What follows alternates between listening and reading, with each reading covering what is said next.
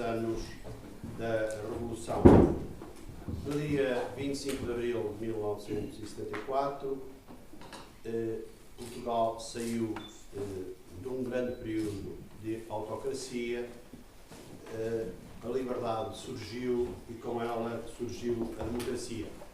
Também celebramos hoje, dia 25 de abril de 2016, os 40 anos da entrada em vigor da Constituição da República Portuguesa.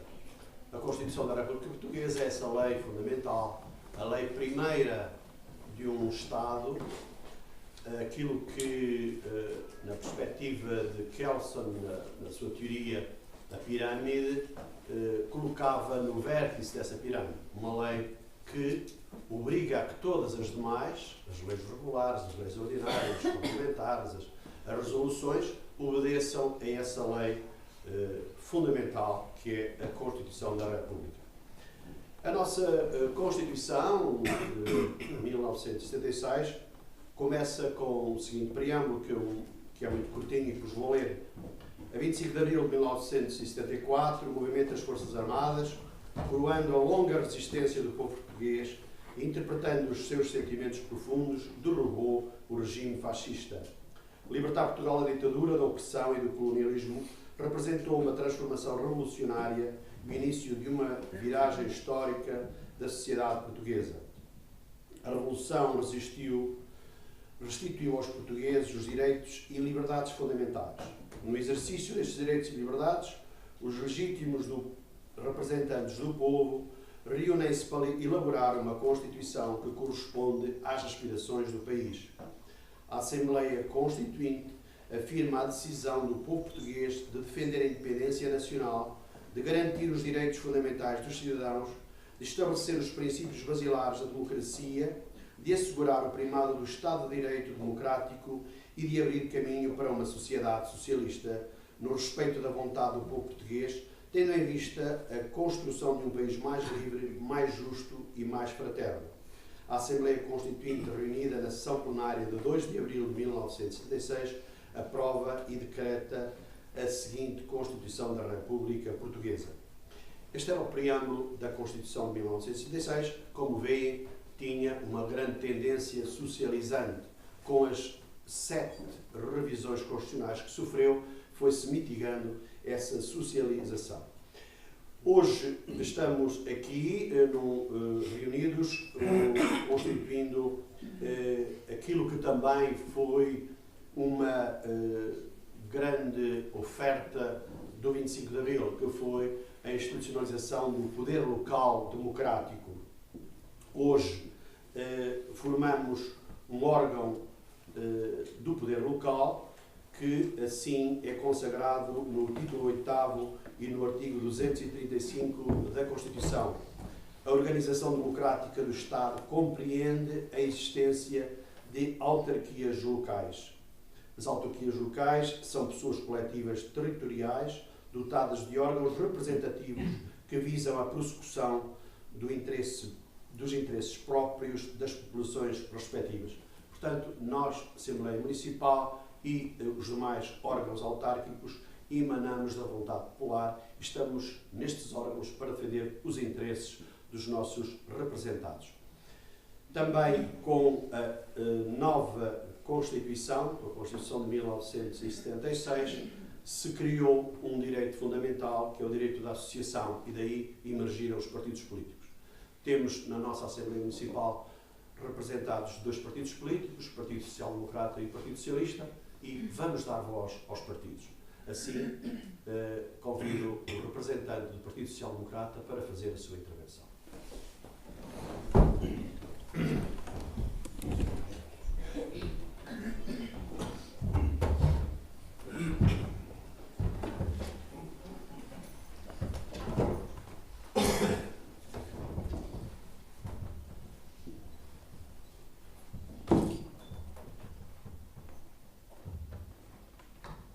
Senhor Presidente da Assembleia Municipal, Senhor Presidente da Câmara Municipal, senhoras e senhores vereadores, senhoras e senhores deputados da Assembleia Municipal. Comemoramos hoje lembranças que são quase história, vividas pela maioria de nós, contadas na primeira pessoa, de 1 de abril de 74, que representou para o país, para todos nós, um tempo novo. O regime político que emergiu em 1929 e instituiu a Segunda República sobre a degradação do multipartidarismo da Primeira República, estabeleceu, em contraponto, um regime constitucional subsequente à Constituição da República de 1933, de partido único e de cariz autoritário, que se encontrava já, sem perspectiva temporal, profundamente desajustado da realidade, à beira da desordem normativa e da caducidade, num equilíbrio instável da força dos factos, por via da mutação histórica vivida no mundo. O movimento dos Capitães de Abril, como também se apelidou a Revolução de 74, restaurou a soberania do povo, assegurando a transição para um modelo constitucional democrático, baseado na liberdade individual, na separação dos poderes e num modelo de governação de eleição direta e universal. O quadro sociológico e político que emergiu permitiu inscrever na Constituição de 76 as grandes regras e princípios da democracia pluralista e do Estado de Direito Social. Como o Sr. Presidente da Assembleia Municipal aqui enfatizou e bem, poucas Constituições, tão vincadamente como a de 2 de abril de 1976, tiveram a preocupação da garantia e procuraram, tão minuciosa e detalhadamente, dar-lhe resposta. Mas também consagrou o triunfo de programas partidários e de ideologias específicas no plano social, económico e cultural de cariz marcadamente marxista-leninista. As normas programáticas e os princípios ideológicos instituídos, defendidos pela consagração dos limites materiais à revisão constitucional, parecia querer petrificar e eternizar uma matriz ideológica rígida, intemporal, de caráter essencialmente positivista. Ontem, como hoje, ainda há quem reivindique a paternidade da Revolução e a maternidade da Constituição. Levou tempo, muita luta e discussão ideológica, a afirmar a Constituição como um produto temporal, orgânico, voluntarista, contratualista, historicista e de caráter justnaturalista.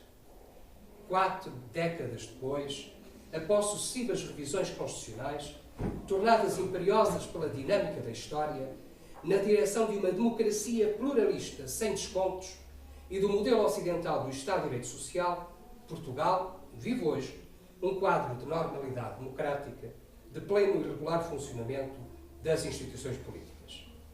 Somos um país que sobreviveu bem à dura transição dos tempos, que fez o seu caminho sem perder a memória, garantindo no essencial o espírito de Abril, preservado na soberania do povo, na garantia de todas as liberdades sociais, económicas, políticas e culturais, na unidade e na pluralidade, na totalidade como na asserção do filósofo, onde só o todo existe.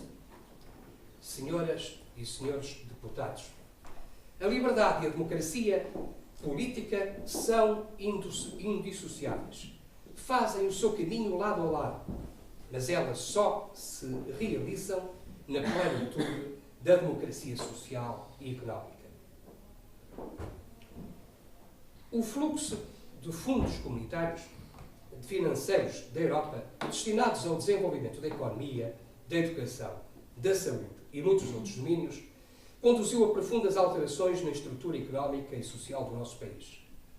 Porém, nunca como hoje foi tão grave a falta de equação entre as instituições e a vida.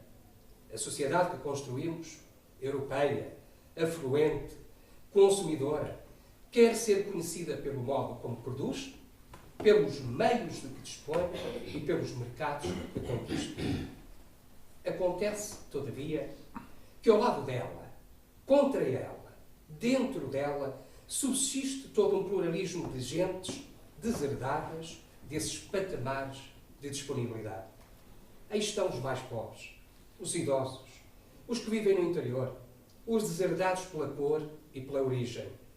Na curva do crescimento e da prosperidade, todos os excluídos representam uma resistência desagradável. São excedentes a contabilizar no passivo das sociedades. Existe em Portugal, evidentemente, um problema de justiça social. O princípio constitucional que consagrou o sonho de que todos somos livres e iguais levou tempo, morreu muito povo, ruíram muitas instituições para que se proclamasse a regra. E não obstante, com tantas exceções, todos livres e iguais, mas os pobres não, as mulheres não, os que assumem a diferença no sexo, na cor, no crânio e na raça também não. Um não que se multiplica à medida que se regionaliza. A sociedade de caras fechadas, preocupada apenas com a circunstância de cada um, habituados a ver o que aquilo que as coisas dão, sem grandes inquietações, tem que dar lugar a uma sociedade mais solidária, mais preocupada, mais ativa, num esforço coletivo de um caminho, mesmo que com um erro de muito, com o acerto, pelo menos, de todos. Senhoras e senhores deputados, ao longo do nosso percurso político, apesar do evidente progresso do país, em domínios muito significativos, que levaram a competitividade de nossa economia, a qualificação e a qualidade de vida dos portugueses, nem sempre fomos capazes de cumprir uma disciplina orçamental essencial a uma economia interdependente com as dos nossos parceiros comunitários. De todas as vezes que isso aconteceu, e não faltam exemplos no passado, enfrentámos tremendas dificuldades, perdendo mesmo a capacidade de nos governarmos em liberdade e de viver sob protetorado. Em todos esses momentos, os desafios foram penosos e as respostas de alto preço sempre obtidas com o sacrifício dos portugueses. Há evidente vantagem em conservar a memória destes tempos, em olhar para trás, sempre que tivermos de olhar em frente, para não repetir erros e exemplos falhados.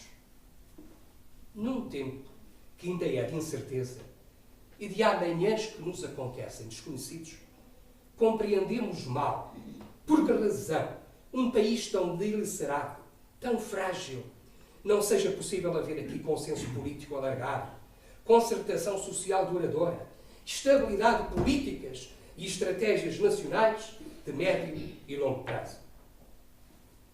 Vivemos um tempo novo, é certo, mas por muitos lados espreita o mesmo autoritarismo sem doutrina, o mesmo programa sem alternativa, a mesma imposição sem a crítica, um combate sem metas, que só pode levar à mesma circunstância sem motivo. Parece que basta virar as costas ao espelho para querer mudar o mundo. Mas o mundo continua lá, oferecendo implacável a imagem do desastre, mesmo sem espelho onde isso se veja. Senhoras e senhores deputados, citando Luther King, é sempre tempo de não deixar o silêncio dos bons ser abafado pela gritaria estridente dos maus. Sabemos como sempre o silêncio anima o abuso, como a indiferença é gratuita, cúmplice, inútil, como é perigoso deixarmos aos factos o poder do arbítrio. O lavar das mãos continua uma velha tradição e nunca será uma vocação desaparecida. E na velha tradição maquiavélica, a jurisprudência dos interesses não se embaraça com a ética. Por isso é imperioso falar e agir. Uma palavra dita a tempo, no tempo devido. A dúvida e a hesitação não podem durar mais do que a urgência. E vejo um povo inquieto, visivelmente inquieto pela distância entre o mundo real e o mundo que lhes foi apregoado, pela distância entre a vida prometida e a vida que é sofrida.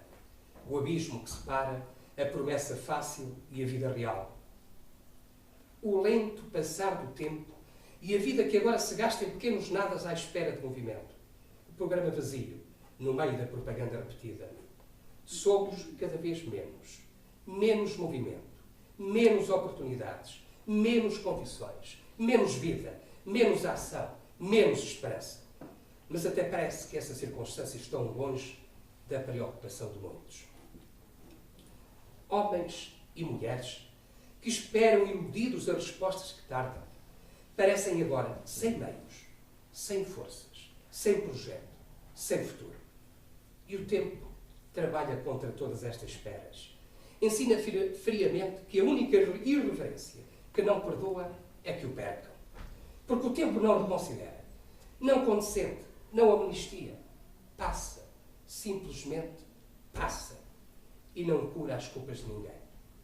E quando o tempo se perde pelas mãos de quem tinha outros deveres, é a própria vida que se esbanja. Eu não quero uma sociedade de vozes cansadas, de sonhos gastos, de projetos esgotados. Não aceito que possamos resignar-nos a viver sem esperança. Comemorar Abril é celebrar a vida e a liberdade. Mesmo sabendo que não há vida sem risco, sem liberdade, escolha e aceitação. A eliminação total da incerteza, do risco e do prazer da escolha seria também a eliminação da liberdade e da vida. Comemorar Abril é afirmar a soberania do povo. E todos somos povo, presos à mesma circunstância, companheiros de vida sem escolha nem opção, em funções diferentes, mas em dignidade igual. Todos em face do mesmo desafio. Comemorar Abril é saber ser solidário. A mão de quem pensa tem que apertar a mão de quem faz. O saber de experiências e a experiência do saber, sempre de mãos dadas. Comemorar Abril é construir o futuro, descobrir um caminho que é de todos, feito de vontade, de esperança, de fé e de partilha. Comemorar Abril é também ensinar pelo exemplo e sem muitas palavras o valor da coragem, do trabalho, da lealdade, da solidariedade, da moderação, do respeito, da igualdade, da cidadania, da família e da partilha. Abril é tudo isto. É a revolução, a vida, a paz, o povo, a liberdade. É o mar, é a terra, é a saúde, é a habitação e a educação. É a festa, o teatro, a encenação, é a canção, é o discurso, é a crítica. São os homens e as mulheres de Portugal. E o cravo vermelho, e todas as flores do mundo, e também o verso de Sofia. É preciso agradecer às flores terem guardado em si, límpida e pura, aquela promessa antiga de uma manhã futura. Comemorar Abril é afirmar Portugal.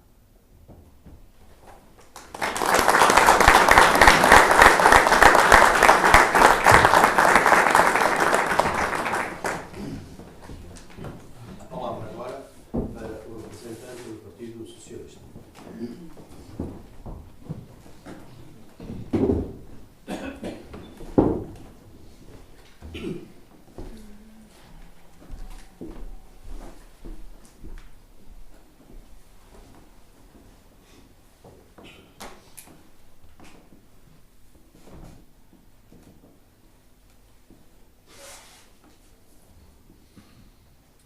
Ora, muito bom dia a todos. Cumprimentar o Presidente da Assembleia e restantes membros, o Presidente da Câmara e restantes vereadores, deputados da Assembleia Municipal, público CIOGA. 42 anos depois, este número pode parecer, em primeira análise, um número rotineiro, porque normalmente as grandes comemorações ocorrem na passagem das décadas e, por vezes, meias décadas. Contudo, numa análise mais detalhada, este número é de extrema importância social e histórica. Sendo a data de 25 de abril de 1974 o início da nossa democracia, estes 42 anos significam o mais durável e estável regime político português desde o século XIX, ultrapassando assim os 41 anos do regime do Estado Novo. 42 anos depois, o desafio da democracia portuguesa já não se centra no seu início, ou seja, na sua raiz. o desafio centra-se na sua consolidação, assegurando a qualidade da democracia. Para assegurar a qualidade da democracia, é importante saber qual a avaliação que os cidadãos fazem ao seu sistema político, quer a nível longitudinal, quer em termos comparativos. Dados retirados do Eurobarómetro 2013, a satisfação que os portugueses têm com a sua democracia é desastrosa. Em finais da década de 90, os portugueses avaliavam positivamente o funcionamento da sua democracia. 11 valores de uma escala de 0 a 20. Anos depois, em 2013, os portugueses avaliavam negativamente o funcionamento da sua democracia, em 5 valores na mesma escala. Para terem uma ideia mais real e comparativa, em 99, Portugal apresentava um nível de satisfação superior a países como Suécia, França e Bélgica, e idêntico ao da Finlândia e praticamente igual ao da Alemanha. Em relação aos indicadores de confiança, é ainda mais preocupante. Dados também do Eurobarómetro, em 2013, apenas 10% dos portugueses tende a confiar no seu governo. Aqui, os números são arrasadores. Em 2003, a confiança era a sexta mais alta dos então 15 Estados-membros da União Europeia, com 47%. Imagina, situava-se acima da confiança no governo de países como Alemanha, 36%, e Reino Unido, 37%. Portugal surge agora como o terceiro país onde menos se confia no governo dos agora 28 Estados-membros da União Europeia, com níveis 4 vezes inferiores ao da Alemanha ou Holanda. Podemos depreender que nem sempre fomos um país caracterizado por baixos níveis de satisfação com a democracia ou por desconfiança em relação aos agentes políticos. 42 anos depois, começamos a assistir a uma maior fragmentação eleitoral e a um aumento do número de partidos políticos, situação que pode ajudar a explicar uma menos estabilidade governativa. A título de exemplo, nos 12 anos que separam 1987 e 1999, tivemos 3 governos constitucionais, tendo todos durado uma legislatura completa. Nos anos seguintes, o número de governos quase que triplicou. No total, 8, já incluindo o 21º, ou seja, este, o 21º governo constitucional. Bom, era nisto que eu gostava que refletissem. É preciso os agentes políticos e os cidadãos, ou seja, todos sem exceção, estabeleçam o diálogo e a concertação necessárias para as reformas do nosso sistema político. Podemos analisar do ponto de vista estrutural, englobando aqui, por exemplo, as propostas em torno da reforma do sistema eleitoral, a introdução de uma segunda Câmara no Parlamento, ou na alteração dos poderes do Presidente da República, só para citar 3 temas atuais da agenda política. É sobretudo a este nível que se situa o debate do ponto de vista estrutural. Mas desculpem a minha ousadia de discordar deste ponto de vista. A solução do sistema político português está muito mais além de uma abordagem simples estrutural. Todos nós sabemos que alterar a estrutura não altera significativamente as atitudes dos cidadãos. É preciso ver de um ponto de vista mais global, onde temos o principal foco no envolvimento cívico dos cidadãos. Dados indicam que os portugueses são aqueles que menos tempo despendem em atividades de voluntariado para organizações da sociedade civil na União Europeia. Mais uma vez, voltando aos números, dados também do Eurobarómetro, mas agora de 2004, indicavam que só 11% dos portugueses participam em atividades de voluntariado, sendo este o valor mais baixo da União Europeia, em que a média era quase 3 vezes mais alta. Hoje, continua a ficar nos valores mais baixos dos então 28 Estados-membros. Assim, penso que a qualidade da democracia do nosso país reside em conseguir envolver os cidadãos na participação ativa e interesse político. Os recursos para gerar mudanças neste domínio passa muito pelo envolvimento cívico das pessoas, criando espaços com diferentes experiências cívicas, sobretudo para as crianças e os jovens, de forma a ganharem hábitos de participação ativa e de respeito cívico.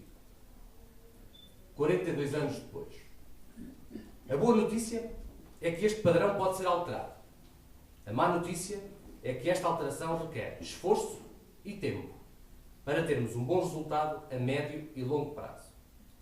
É aqui que as freguesias emergem, como um palco e parceiro privilegiado para desenvolver esta socialização. Este é um trabalho pouco visível, que demora a fluir. É como um agricultor que planta a semente, mesmo sabendo que poderá não estar cá para colher os frutos. Creio que em larga medida é aqui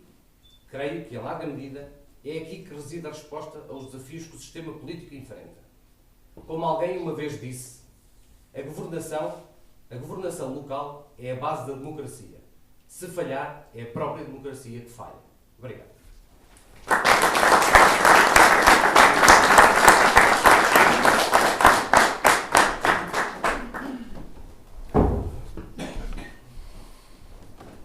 Acabámos de ouvir dois discursos de grande qualidade, dois discursos de excelência que revelam também a qualidade da nossa Assembleia Municipal.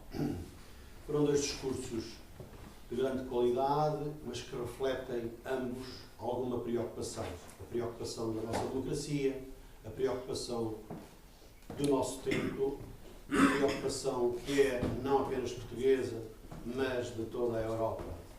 Mas há uma coisa que não devemos perder, julgo eu, é a esperança. E, portanto, imbuídos deste espírito de abril, de uma grande esperança, damos por encerrada esta Assembleia Evocativa da Revolução de Abril.